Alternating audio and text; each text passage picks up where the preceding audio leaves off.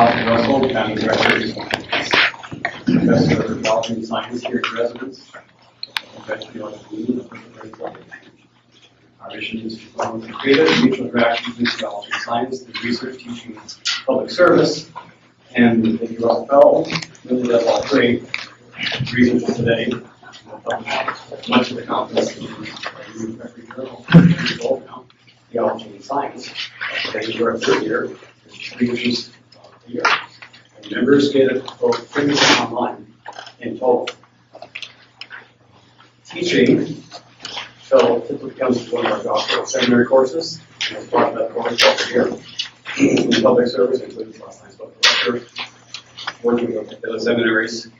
He was going to lecture Wednesday at PLPS on Luther, visiting churches, other organizations, and being available to interact with our local groups.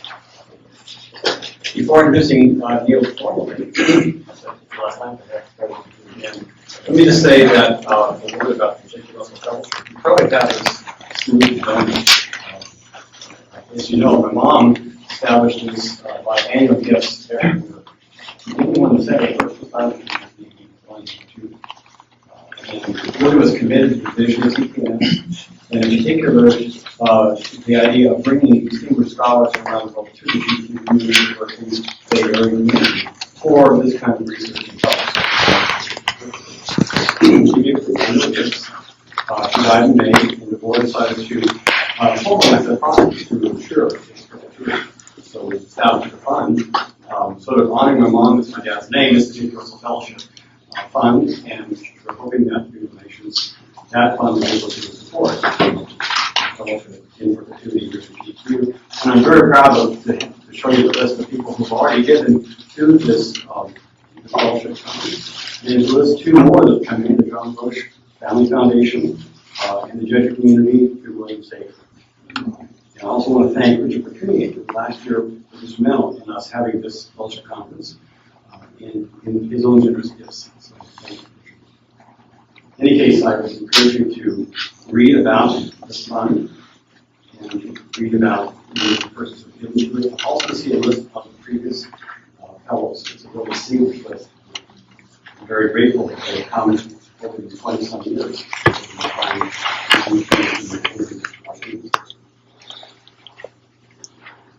Let me just say briefly what the format is for today. You all probably have your schedule, which tells you briefly, sort of broadly, what you're doing. Basically, we have Neil's lecture this morning, and first response, and then we'll have lunch, questions available. Come back, we'll have 4 responses, discussion, and then a closing statement. And the format is going to be fairly loose. What we're going to do is ask the respondent to take 15-20 minutes to make their points. Ask Niels to respond as he likes, if he wishes to that point. Open up to the other respondents for their comments. Open up to all of your comments, and we'll see how it goes. And then, of course, at the end, and we'll use the finger and rule. One finger means point of clarification. On comments that made just a brief point of clarification. Just give it a and a new issue raised, and we'll get to that in sequence. I'll not moderate the morning session. So those of you who were here last night heard me introduce Niels, but it's a pleasure to introduce him again since you're taking Russell Fellowship in Science. Niels Gregerson holds both an MDiv and a PhD from the University of Copenhagen, Denmark. He has been assistant professor in ethics and philosophy of religion, associate professor in dogmatics at the Department of Theology at the University of Aarhus. In 2000, he became research professor of theology and science in Aarhus, and now has joined the faculty of the University of Copenhagen in assistant theology. It's a distinguished position, and I'm honored that Niels has shared his time with us because of this process of transition, moving, and taking on enormous responsibilities as a new faculty person. It's very kind of you for time here to come to these things.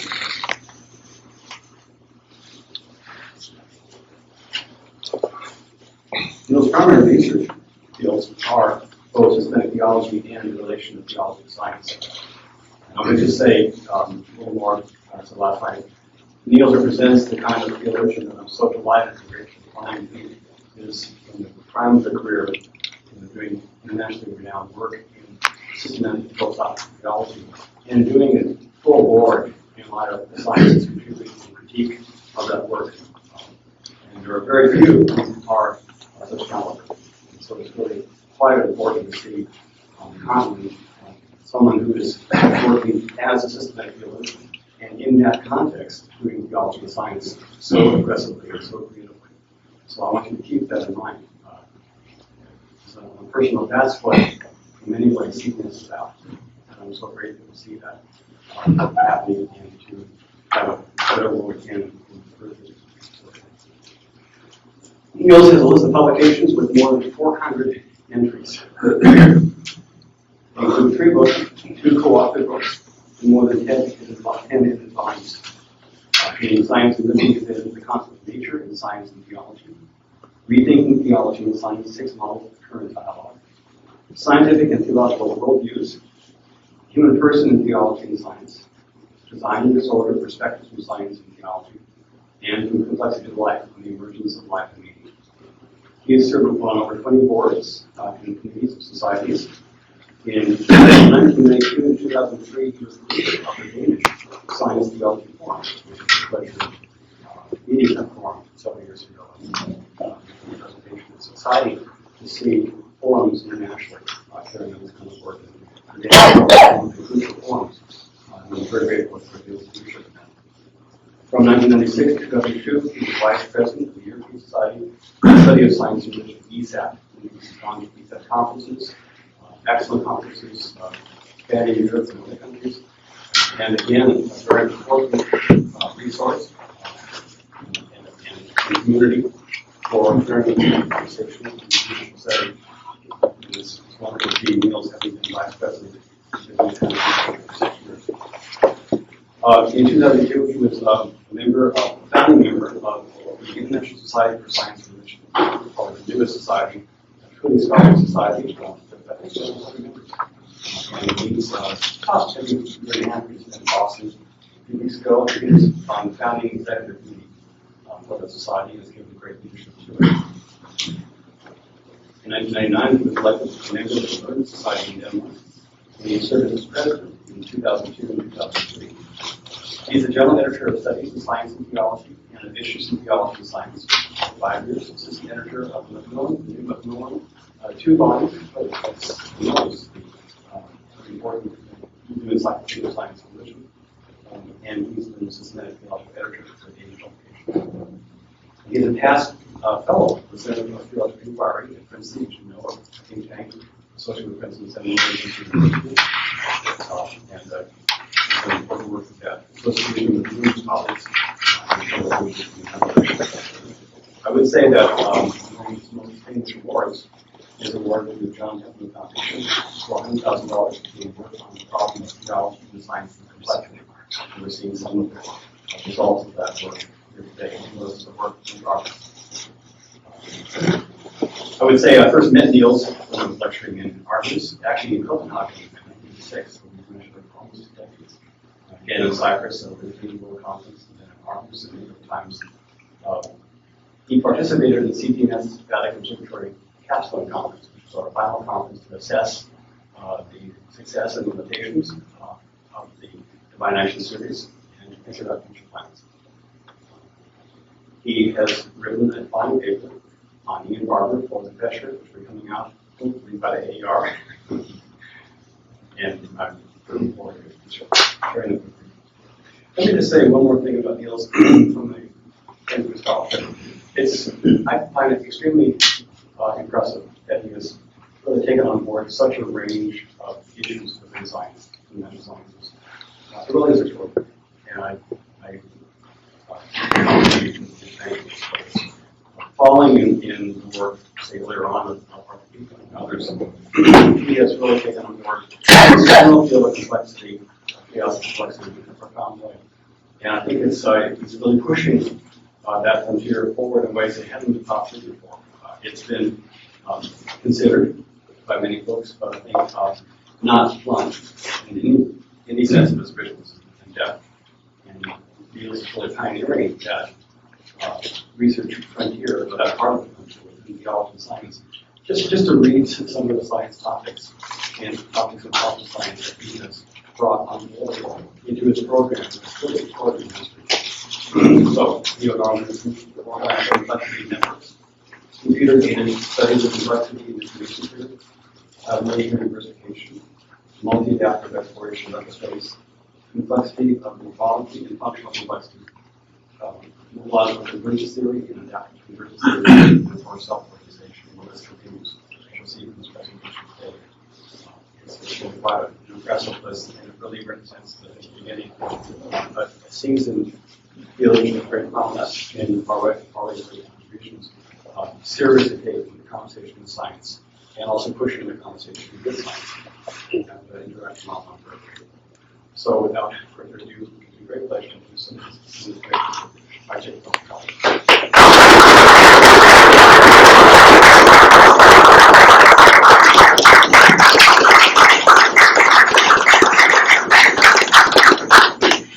Thank you very much for these warm words of welcome from Bob. And I also want to express my deep gratitude to the CTNS, especially to Tom and Bioreactor and to the board for inviting me as the J.K. Russell Fellow for 2003-04. I'm honored to find myself listed among the distinguished scholars that have been J.K. Russell Fellows before me. Some of them are actually present here today. I also want especially to thank the respondents for today. Not least we through the Science Reading Forum, I have come to learn that scholarship is not a lonely affair, even though we are sitting a long time in our study rooms. But we need these enduring scholar friends, the role of whom is not only to prove one's ideas, but also sometimes to judge them. And I look forward to that. Among these scholar friends, I count Philip Clayton, Nancy Murphy, Ted Peters, Bob Russell, and Jeff Schloss. So I just want to thank you for coming here. I know that you have lots of things to do. I'm very grateful to that. I'm very grateful to this opportunity to have a whole day conference in communication with you. There are so many things that are going on in a rush in the science reading because there are so many reception-like things. It's wonderful to have this opportunity to be able to talk and not go too fast. So, this lecture gives me the occasion of addressing a topic that has been on my research agenda over the last 5 years or so, namely how the study of complex self-organizing systems may contribute to the general theory of biological evolution, and how all this might facilitate a multifaceted theoretical view of evolution, that is, a view that makes understanding how thought can be said to be actively present in and for living beings, such as ourselves and other creatures. While I have spent quite some time in exploring the significance of computational complexity for theology, I spoke a little about this yesterday as well, my aim today is to ask about the meaning of real-world biological complexity for theology. The scientific question is, of course, how to explain the long-term complexification of nature, which in fact has taken place on planet Earth. How are we going to understand this? This is a proof fact that just has been taken as an event coming out of chance. Is it an expected net effect of the long-term workings of natural selection? Is it a result of physical processes? Or again, is it, as I shall argue today, the fact that whatever measure we use for whatever standard we use for measuring complexity, it is a result of a variety of different causes, which cannot even in principle be subsumed under one comprehensive explanation as opposed to be law of complexification. So I am myself a proponent of the so-called patchwork view of scientific explanations, which simply says that we have only loose connections between physics and biology. And I think that this also applies to the issue of nature complexification. We have many physical factors contributing to complexification. Think just of gravitational clumping, which is a presupposition for planetary systems and solar systems and so on. Think of thermodynamics, which is responsible for the error of time. But nonetheless, the concrete cause of evolution depends on a variety of other causes, among them, of course, natural selection, but perhaps not only natural selection. This is the issue to be discussed today. Because what does natural selection mean? The principle of natural selection has been and can be termed as a statistical equilibrium law, which means that it is interested in the overall understanding of the ultimate effects of genetic inheritance, but it is disinterested in the detailed, so-called proximate causes that lie behind these equilibrium effects. So, at a closer look, the so-called laws of biology is rather, as proposed by Ernst Mayr, seen as high-level generalizations than as laws in the strict sense of universal and prescriptive laws. The idea of laws in biology is therefore highly challenged today in today's philosophy of biology, and I'm very much influenced by that. Nonetheless, we of course want to ask what are the actual connections between physics and biology, even though we don't have these neat explanations. And what I want to argue today is that we need to see evolution, the complexity of biological life forms over time as the conjoint product of internal physical-chemical drives and as external adaptations to shifting environmental conditions. So it's about internal, what is given by the way in which matter is structured and is structuring itself over time, and on the other side, the natural selection, which has to do with the ever-changing conditions between the organisms and their environments. So, here's then the overview. While the first part of the lecture will review the biological debate about evolution and trend, the second part aims to clarify the relations between physical and biological aspects of evolution, in particular the relation between selection and self-organization. Finally then, I will in the third part ask what the current theoretical options are, if a theory decides to stand in close contact with scientific discussions, and thereby accept to be constrained by the scientific options presented on the relation between self-organization and selection. Constrained even because it be a falsification or whatever. So I'm going to entertain a set of hypothetical arguments. Now, what if neo-Darwinism were a self-sufficient biological theory that really neglects the physical background conditions? What would this mean for theology?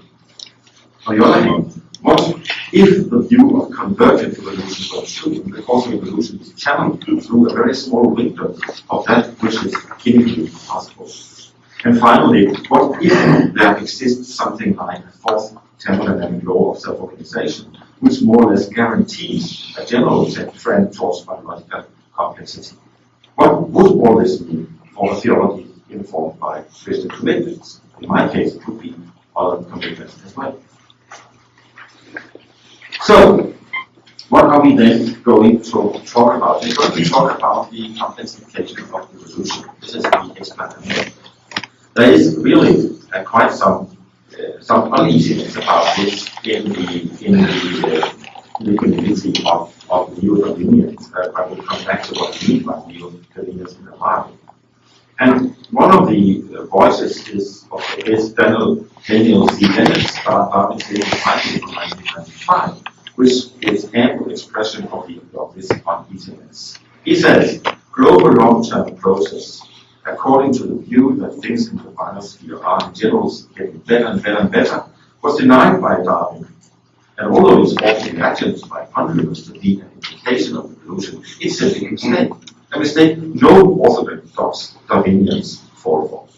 So, Dennett, well, the only problem is that there is one orthodox Darwinian, namely Charles Darwin himself, who actually had another, who argues that simply that complexification is an implication by natural selection. So it's still a purely Darwinian explanation, but the point is that the net effect will be that something better comes apart. As natural selection works solely by and for the good of each being, all corporeal and mental endowments will tend to progress towards perfection. This is in the very end of the ordinary species.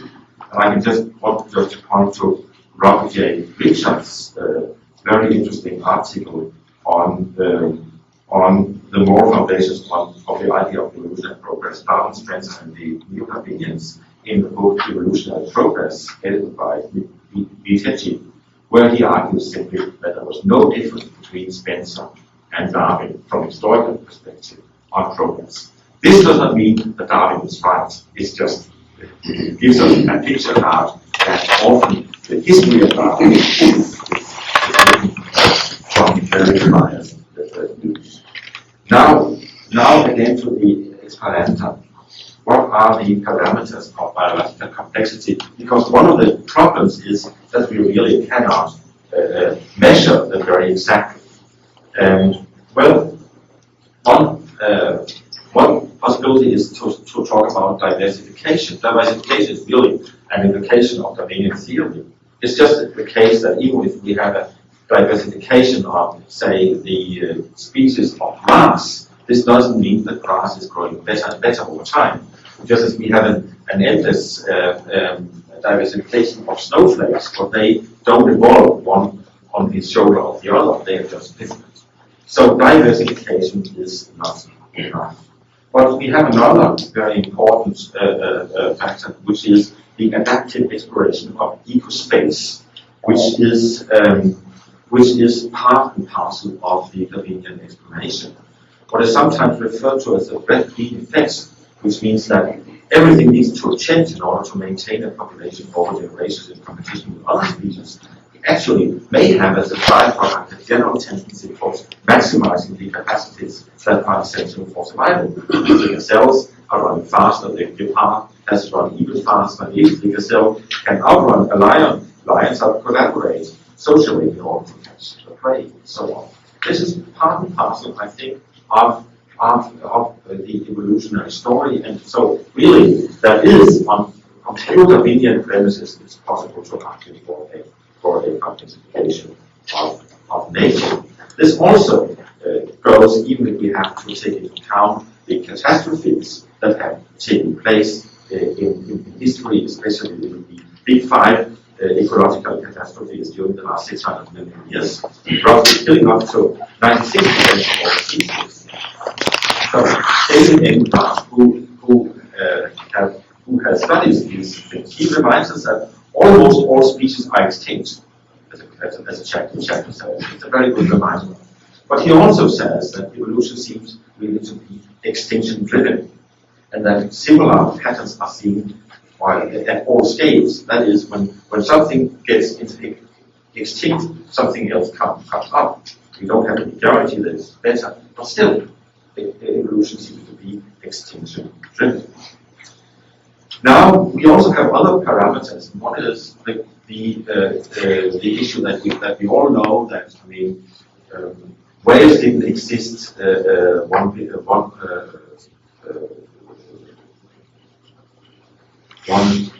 billion years ago. I mean, we had no whales, we had no elephants, we had no because so there has been this post-war saying that there has been an increase of size, of maximum size. We didn't have any sequoias, no whales, no elephants a long time ago. So there seems to be this general trend towards increasing size. And this is one of the very few laws in biology, even if it is really not a universal or exceptionless law. But we also have to look into what is much more interesting, namely morphological and functional complexification. And this simply, morphological complexification is very easily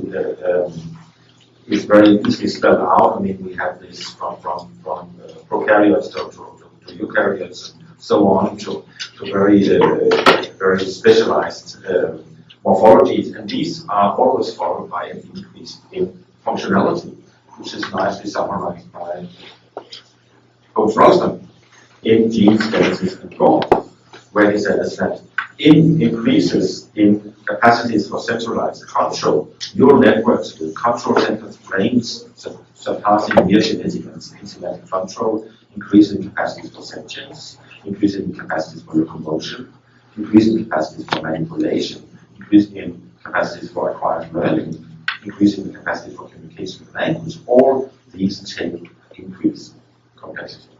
So I think that there's something that we need to explain, and that is actually a problem if we don't have any models for it. I'm still very skeptical of neo-Darwinians here. One is David McShear, who says, well, the problem with all these investigations is that it is cherry picking. You simply pick out those villages in which there is a progress, and then you say, well, there's progress all over. And I think he is right that in order to have a robust study, one would need to have to make a randomized sample. But I think still that there's a problem here, and most would be prepared to see this as well. The problem is that if a neo-Darwinian biologist cannot explain the many cases of biological complexification, this is in a sense so much worse for him or her. It's not the problem lies with the matrix balance, but the explanation is still there. That is the problem. So how can we then understand this? Well, let us come back to neo-Darwinism. And neo-Darwinism is sometimes used as a very broad term for everything that happened after Darwin and after the cleansing of Lamarckianism from Darwinism. But I take now neo-Darwinism in a very specific sense as the Darwinian view that natural selection alone is able to account for the biological world and for evolution. And this goes back to August Weismann's book called the Fundamentals of Natural Selection, a rebuttal of Herbert Spencer, where he established, first of all, something very, very important, namely the Weismann's barrier between genetic and somatic cells, which in a sense was anticipated in one synthesis. What he did not know, Weismann, was that also the genetic instruction is in the somatic cells, but still, I mean, it is really very important. So what he did was to make a case for half inheritance, which really ruled out Lamarckianism, that is the idea that acquires the characteristics that are acquired in the course of time with the phenotypical level have repercussion on the genetic structure. And he himself accepted the term ultra-Darwinism about his own position. It's interesting because in the work of Simon Conrad Morris that I'm going to review in a while, he actually used the term ultra-Darwinism in his critique of Richard Dawkins. So there's really an interesting long history here. And his point is that not the exaggeration but the full implementation of the principle of natural selection has been reached with his theory. He's a very good German scholar. Well, then you can see there's also the differences here about, we have Stephen Jay Gould, so how is it then going to cope with it? What is his explanatory model for the explanation of actual complexification? Well, he then gives it a very interesting interpretation, because he says that Coe's law, the laws of increased body size, should really receive a reverse interpretation, as the structurally constrained and passive evolution of an abstracted central tendency, I might add, from a small size rather than as active evolution towards larger size, based on the organismic advantages of greater bodily bulk under natural selection. So his point is actually not that there is an innate trend, which is right. There's no autogenetic pattern leading forward towards bigger size, but there are always variations there, and those variations that are able to cope with their environments, and bigger body usually is a good thing, then this gives some advantages. This picture can also be shown in the, should we have it? Is it possible? How can I do this here? Oh, you can do just for 1 minute. Yeah. Sorry. This is I forgot these on my hotel room, so we didn't have them scanned. So this is that we have a left wall of minimal complexity, which means that you can either go on this way or something will happen along the line, but there's no general line of progress there. And this is also shown in the other slides. On the drunken man's wall, but maybe some of you will already know it's funnier, but I think it is. This is a wonderful sketch. I like that he made this also in the last time on his map. This is wonderful. We have here the drunken man who stalls from one side to another of the pavement until he accidentally reaches the bar on the right hand to get one more drink, which is needed. He was a succeeder. But if our drunken fellow, by happenstance, ends out of the street on the left side, he's likely to be driven down by the heavy traffic of cars and other competitive features. He will fail. So there exists on this wall of minimal complexity, which is here. And then, I mean, you're just going to one side and you can be one of those who are reaching the extra trick. Great. And we go back.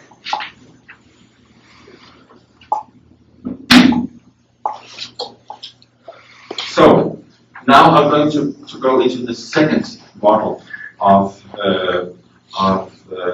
explaining this within evolutionary biology, which is Conway Morris, the Cambridge-based paleontologist, who actually happens to be the authority on the Bergier that then Gould made a central argument for his thesis in Wonderful Life that everything is really a question of happenstance.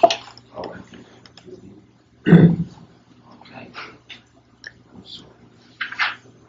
There it is. Yes. His point is, well, and this is everything good. Well, put simply, it's true, continuity is inevitable, but it's unremarkable. It need not provoke discussion because it matters not in the long run. There are not unlimited ways of doing something. For all its exuberance, the forms of life are restricted and channeled. This is his idea. Now, this was his position already in The Crucible Operation from 1998. He has then later written this book on life's solution in 2003. It's a very rich book. I've learned a lot from it. It's also a book which I think is not very clear in its theoretical structure. So here comes an attempt to, and maybe Simon Conrad Morris would say, I could ask him about that later on, whether it is correct. I think there are many different items in this theory. First of all, we have what I call the physical constraint theory, which is in a sense a restatement of the earlier developmentalist tradition within Darwin, saying that there are some internal drives in what is created towards greater complexity. There's a restatement in Morris insofar as he argues that the general laws of physics and the specifics of chemistry play a stronger role in biological morphology than usually assumed. He takes recourse to the work of Michael Benton and C. Marshall, who argue that underlying all the diversity of life is a finite set of natural forms that will recur over and over again anywhere in the cosmos where there is carbon-based life.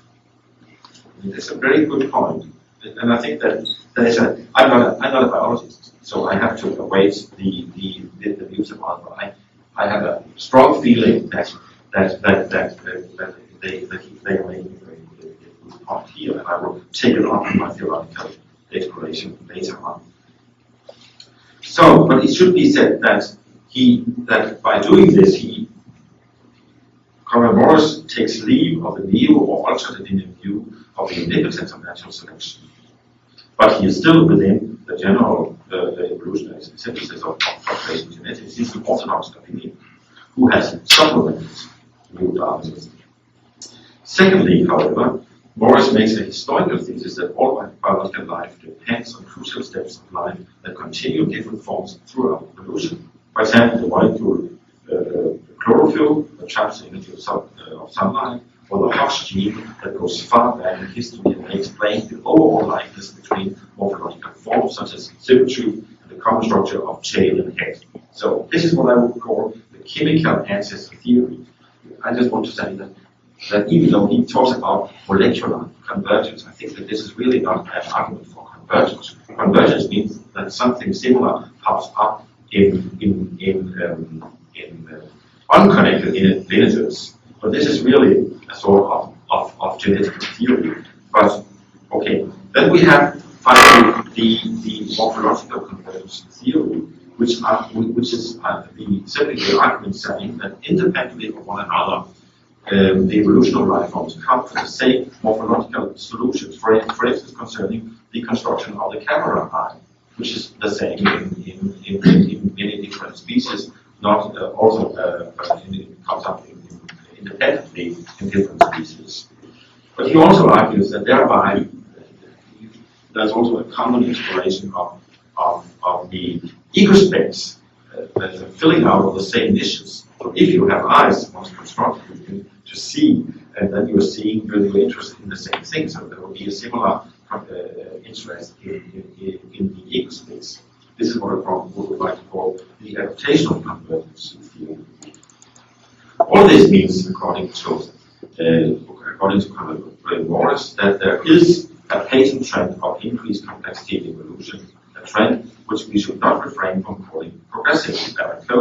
Within the animals, we see the emergence of larger and more complex brains, sophisticated vocalizations, echolocation, electrical perception, advanced social systems, including new sociality, viviparity, warm consciousness, and so on, all of which are convergent.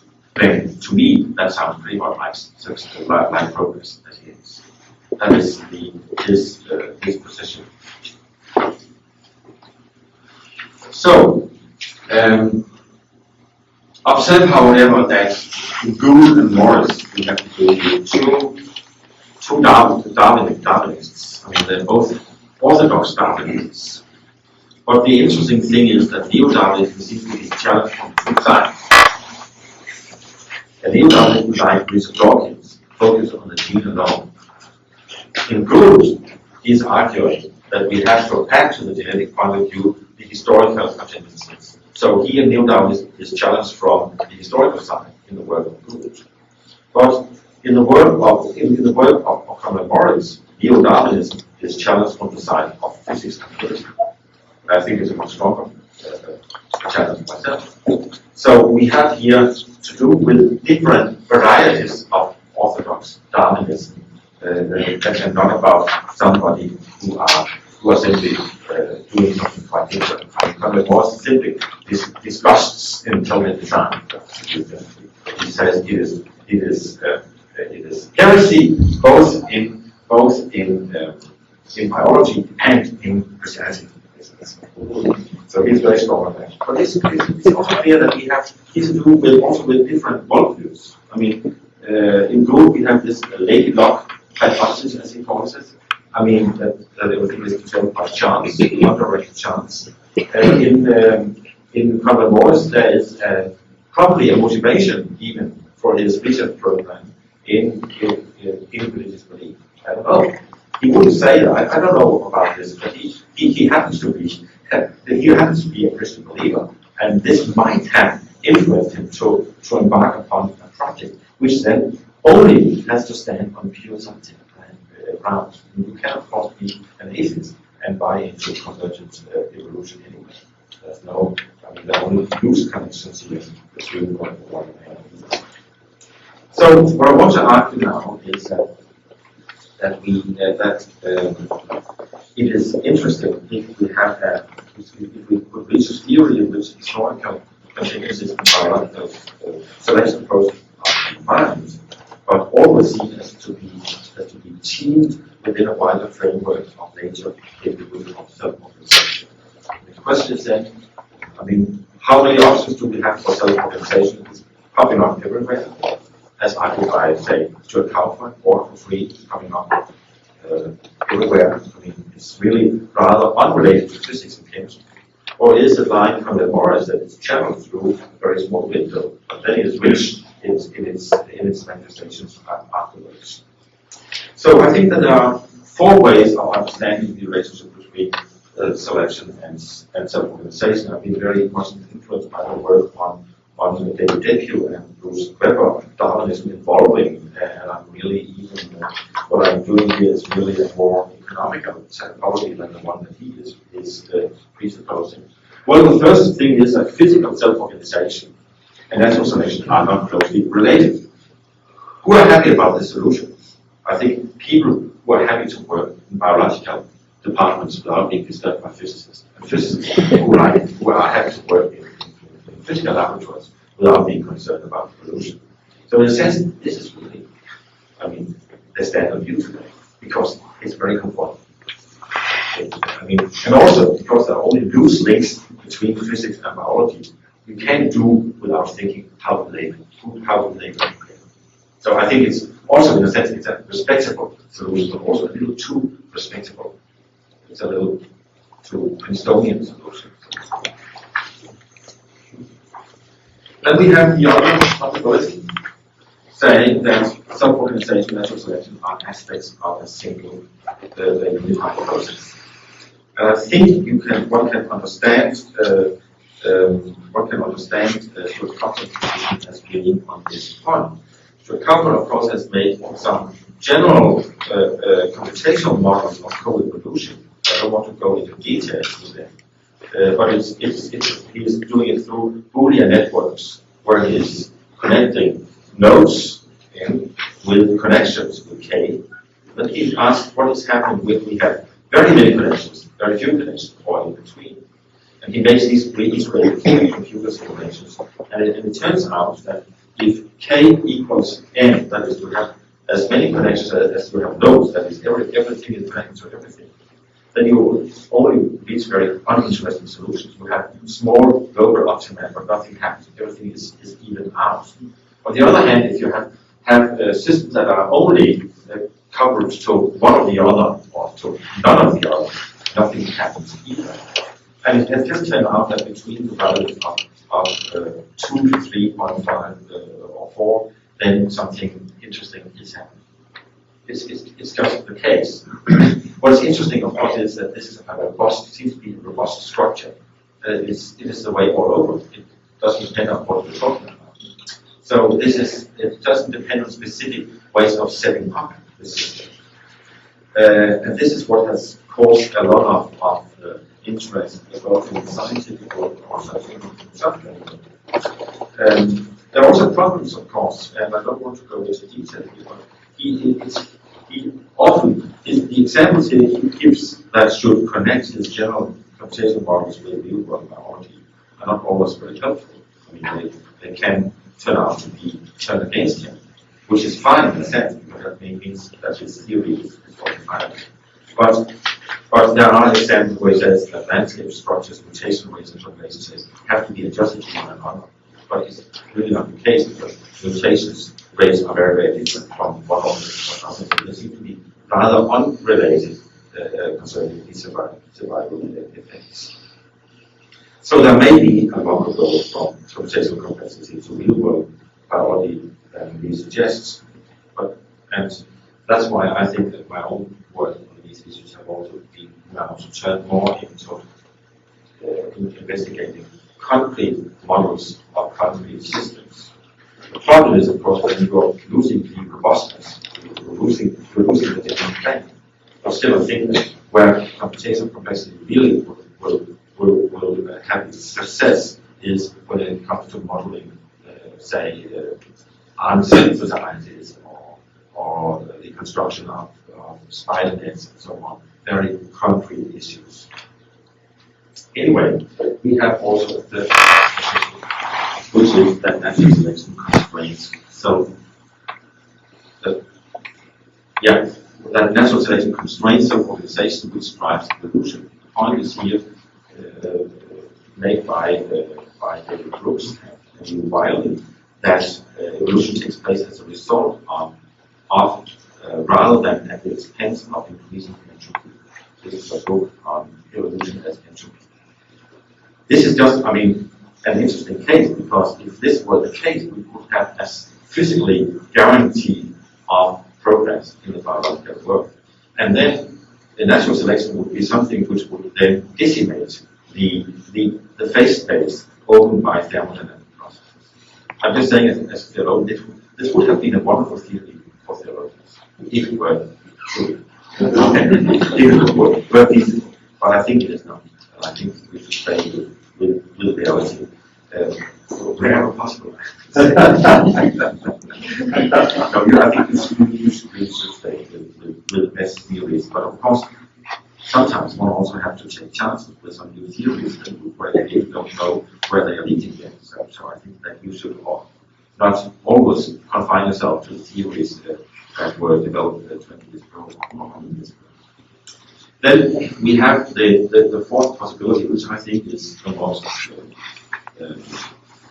most probable one, which I find very interesting also from a theological point, which is simply that biological life is fueled by a reliable physical and chemical world. This reminds us that the area of biological evolution is not infinite, but always depends on that which is physically possible. As the former editor of Nature report argues, physics is all about constraining the collection of possible futures. Once you start to ask the how of mechanism, you are up against the rules of physics, chemistry, and mechanics. And the question becomes not just, is the form successful, but is it physically possible? I think this is a very, very strong point.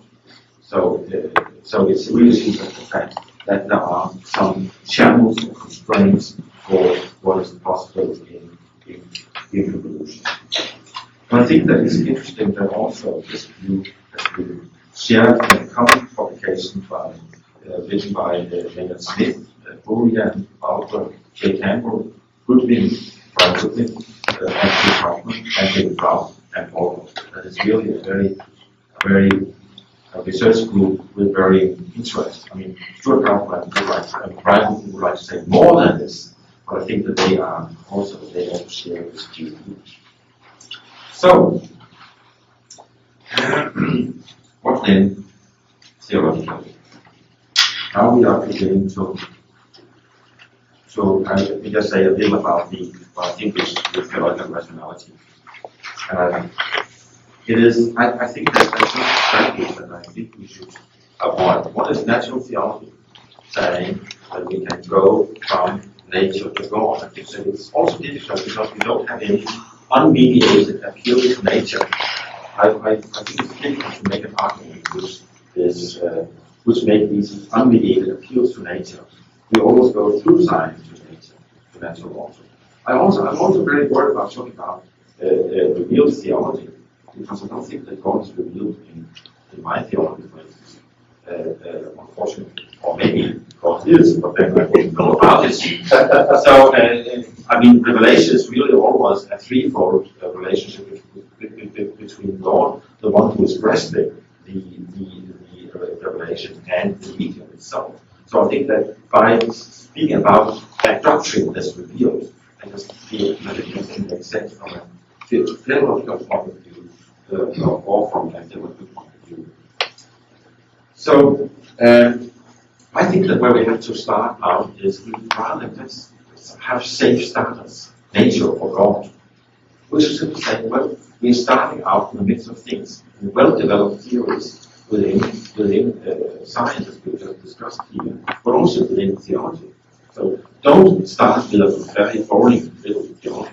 Start with something which is well-developed and thought through, and make this your theological hypothesis when you are engaging in sciences. I think this is one of the wonderful things about general theology and natural sciences. Here we have a commitment to high-level science, but also to high-level theology, not to just generic, truncated theology, which is so often heard of. So, the task of theology in this view is to develop the richest possible theological theory, which at the same time is able to clarify its connections with the current sciences. Accordingly, the theologians work with both challenged and facilitated by the data, theories, and thought models in the sciences. So I think with data, we just have to live with theories and discuss all theories, so we have to go into this discussion. But often it's also thought models that is really thought-provoking, also for philosophers and for theologians. Think about the way in which Darwinism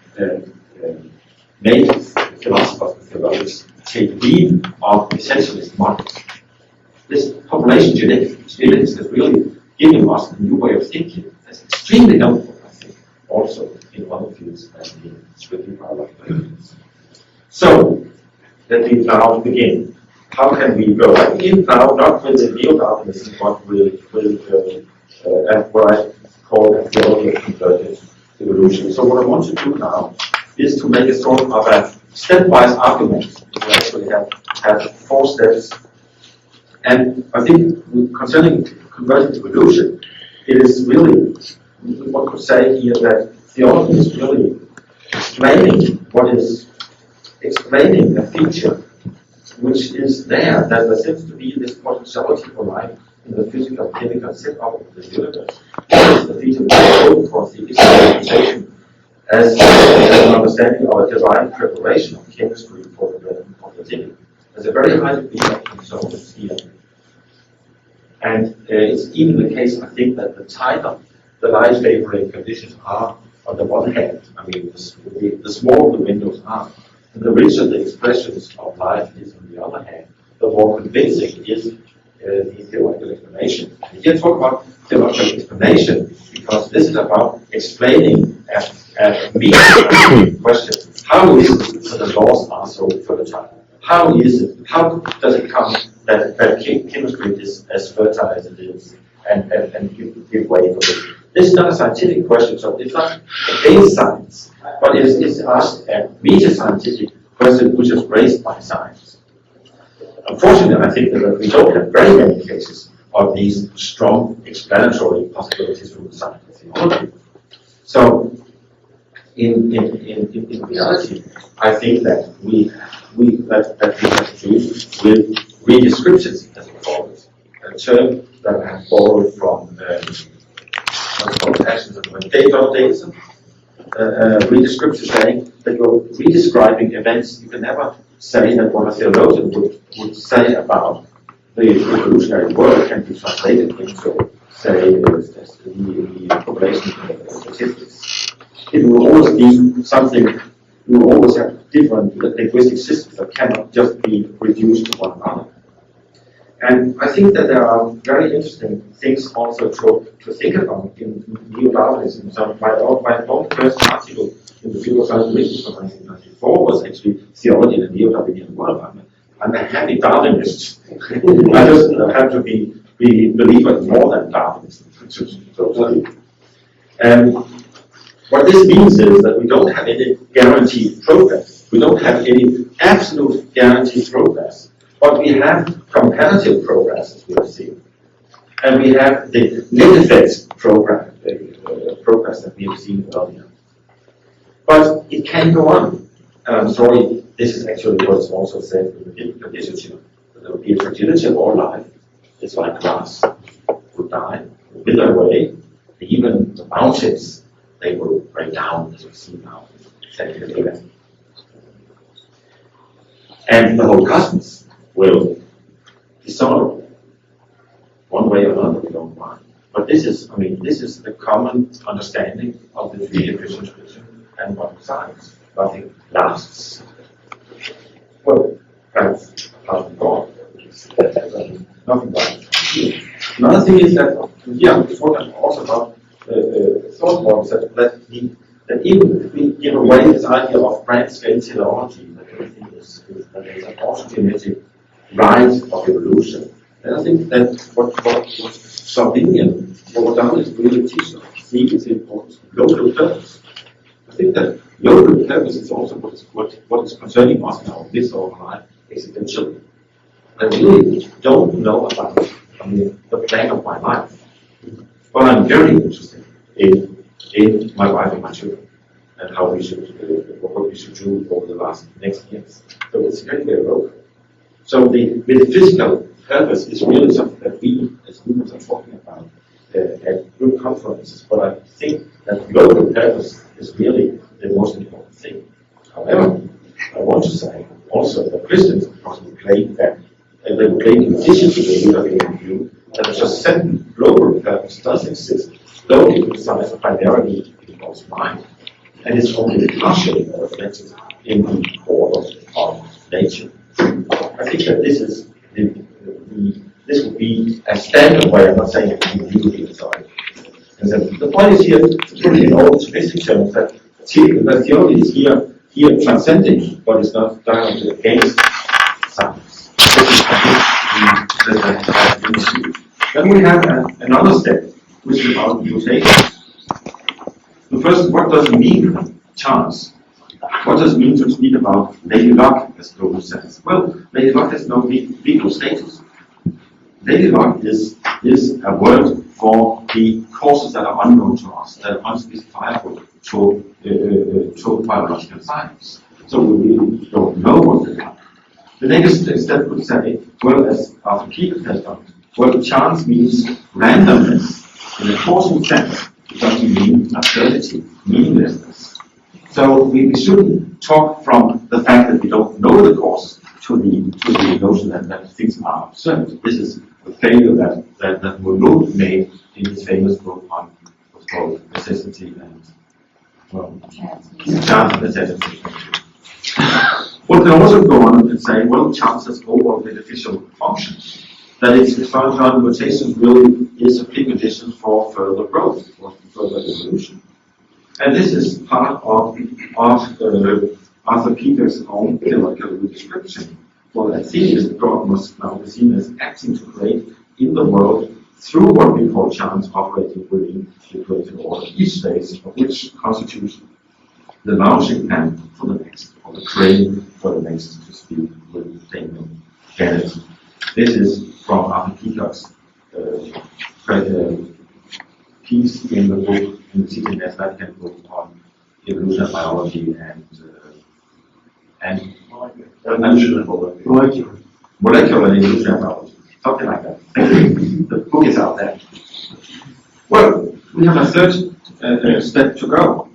Also, still on the issue of mutation, we can argue, as for Russell does, that God determines within the statistical laws of quantum mechanics the otherwise undetermined quantum events with far-reaching effects on mutations and macroevolution.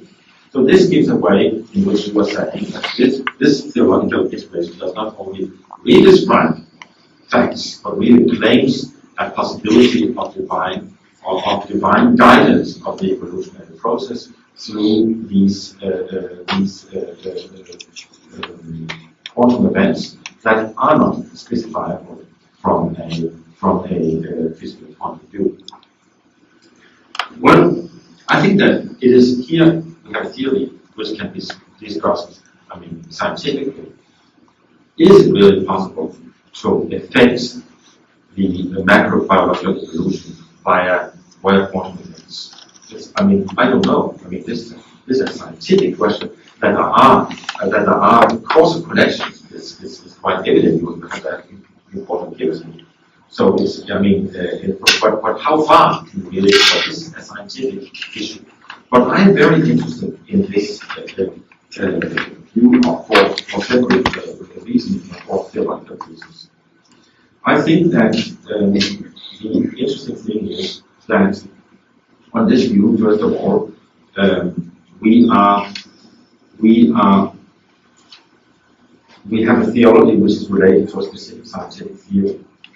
We have a theory in which it is said, as Bob says in this quotation on there, that God fulfills what nature offers specifically in all events, moment by moment. That there are events that are not specifiable in something which is purely it's a very fundamental level. So we cannot say what it is because it's at this very, very fundamental level. Third, I think is very interesting because if this vision, if this theory works, then we will have, in a sense, the possibility of taking something new in theology, which is that we shouldn't think about beginning the grand scale conception of God acting generally in order to support the universe, but that really prior to God's general providence, prior to general divine action, are really the singular actions of God working really at the heart of matter, in singular events, which means that special divine action takes priority over general divine action, or rather, a general divine action is just, the net equilibrium effects are very specific divine actions, and these divine actions take place from moment to moment, everywhere. So it's really, we are really, in a way, encompassed by divine action. So that you will never talk about a natura pura, a pure nature, which is a nature devoid of God. Nature is always God plus, and you cannot take the two apart. I think this is a very, deep theological proposal, which really remains to see if it's also viable from a scientific point of view. But from a theological perspective, I'm very interested in it. Well, then we have the fourth theological step. Well, it's because I made two steps with a neo-Taoism, one related to selection, one related to mutation. But I think that what's important is here, and I think that this principle about that nature equals God plus nature is very important here. It is that if we talk about self-organization, one often sees in the literature that this means that God is ruled out, so to speak. So the idea of self-organization is often used as a divine replacement hypothesis. And I think that this is a very superficial view that rests on a wrong conception of God and simply on bad theology. And the bad theology is this contrasting thought pattern where what God does alone, and what nature does alone. But this may not lead to reality. I think this is a very important insight also in the work of the French. The modern. We've never been modern. Guru Latour's work. He says that what happened in modernity is that we were practicing two things at once. We made this distinction here, saying here we have humanism, and here we have transcendence, here is God. And this was immediately followed by another one, where here is humanity, and this is culture, and here we have nature. So, in a sense, what is very important theologically is if we get out of this little fish tank here, in which we have put the human person as autonomous, fully free-floating entity. No, we're not free-floating entities. We are immersed in a system of which we are part. And we are immersed in God if Christianity, Judaism, and Islam, and Hinduism is right. So the point is to overcome this contrastive thought pattern. I think it's very well put by St. Peters and Martinus Julius in their book on evolution from creation to recreation, where they are saying that the fallacy in the divine self-limitation argument is that it presupposes a conflict between divine power and creature power. The fallacy presupposes a fixed pi of power according to the fixed pi image. If God is a fixed slice, then the person is a proportionally smaller slice. And of course, if God is omnipotent, we are just puppets. But this is actually not the cosmic picture. I think they are right in this. This does not mean that we should give away the idea of divine self-limitation or kenosis, that God is divesting God's self, is hand. But it's very important to understand this not as a withdrawal from the world, but rather as a self-realization of the bottom line that God is also from an eternal perspective. In this way, the Christian idea of Trinity could be rephrased as follows. Trinity is the eternal community of love between Father, Son, and Holy Spirit, which is from eternity to eternity. And then creation is an extension of this. It's an extension, an embrace of the world in and by creating this world. This is kenotic insofar as God is not doing something in replacement of being, but it's not self-withdrawal, it's a self-realization of the much love. I think this is a very important point. Well, if you understand social compensation against this background. One might talk about that there is a principle of race also in the world of creation, in the creative order and such. But race is simple, that something is coming up on its own. I think it's maybe not just a chance or happenstance, but also Jesus compares the coming of the kingdom of God with the stalk of the grain which grows on its own, as it says in Mark 4. In the Greek text it says automatically. So God is actually the power from the kingdom of God is shown especially in the actions in which things grow automatically. That's quite interesting. There's no contrasted thought pattern at work here in the teaching of Jesus, but there's often this in modern theology, very much, almost in modern anti-theology, which simply presupposes this contrasted thought pattern. Now, if we think that God is at work in and through these self-organizing processes, then God is more than a remote designer at the edge of the universe. God is a blessing God that divests the divine love to be realized in the midst of creation. And then we also should think perhaps of information not as something which is added from the outside to the physical and chemical processes.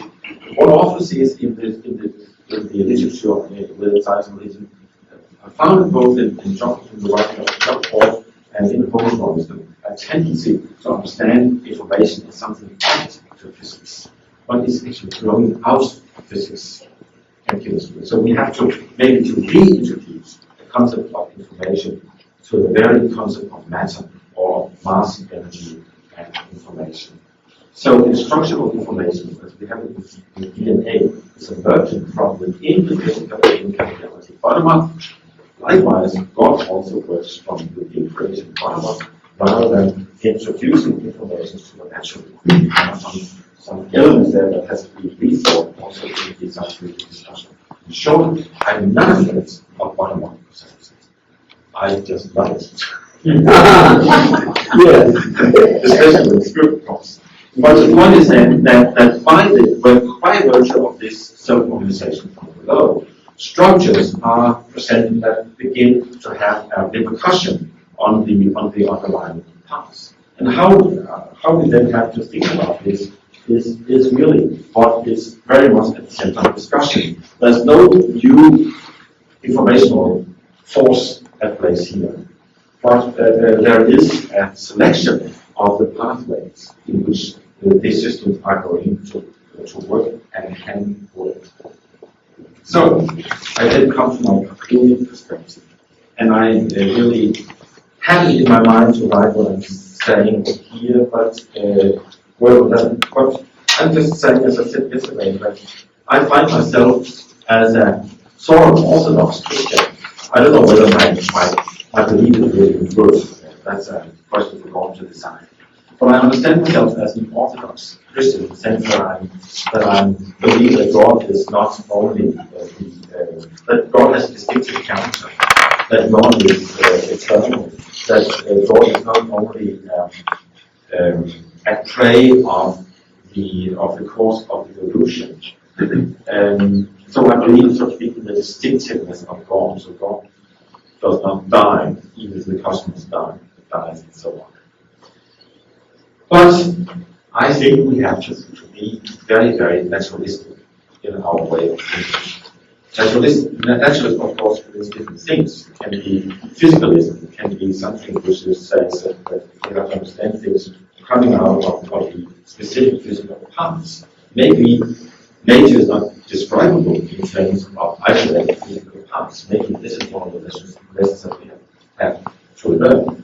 But the important thing is, I think this old principle that again comes out of sacramental theology, finitum capax infinity, the finite is able to host the infinite God, and the infinite God is able to dwell in finitude. This was really the thing that was a debate between the Lutherans who held to this proposition in the 16th century, and the Calvinists who said no, that the finite is not able to host the infinite. It because the God is above and aloof, the world is superior, so superior that God can be present in the world. But I think that this whole principle here is very important, and of course it is another way of saying what Russell has said in this Schrödinger equation that nature equals God plus nature. The problem for us then to say that if we have this view, God is ubiquitous, present everywhere in the universe. The power of God is everywhere, also in the events that are not very nice, also in bumps, also in the explosions, also in our uncertainties. And I think that there are resources for thinking about this in Christian tradition, which is to make a very strong distinction between, on the one hand, the omnipotence of God, and on the other hand, the revelation of God. God is not revealed everywhere, but God is present. But it really poses a question to science and to the scientific discussion as it has done to the theologians over the ages, namely, how can God want to be the power in and about everything that exists, and at the same time, God allow all these all this pain to happen, all this evil to happen in the world. This is one of the frontier questions also of science and religion. Thank you very much.